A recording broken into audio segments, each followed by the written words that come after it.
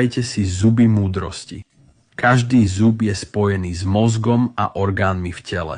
Zuby múdrosti sú spojené so srdcom a črevami. Každá časť tela má vedomie a vlastnú myseľ. Zuby múdrosti vám berú, aby ste neboli spojení so srdcom. Srdce je vedúcou inteligenciou vo vás. Väčšina vtákov každý rok migruje z Británie do Afriky. Srdce je inteligencia, ktorá ich tam vedie. Srdce je sídlom múdrosti, preto sú zuby múdrosti s ním spojené. Cítite, keď robíte zle, lebo srdce vám hovorí, čo je správne. Toto gesto symbolizuje prerušenie spojenia mozgu a srdca. Slobodomurári vidia srdce ako knihu, ktorá vás vedie životom. Nervový systém srdca má 40 000 neurónov, rovnakých ako v mozgu. Rozhodovanie v mozgu je ťažké kvôli jeho dvojitej hemisfére.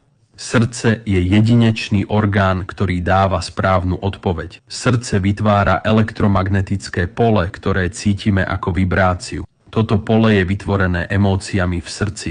Kresťania hovoria, čo v nebi, to i na zemi. Myšlienky v mozgu sa stávajú emóciami v srdci, ktoré je zem. Preto Ježiš ukazoval na srdce posvätného sprievodcu životom,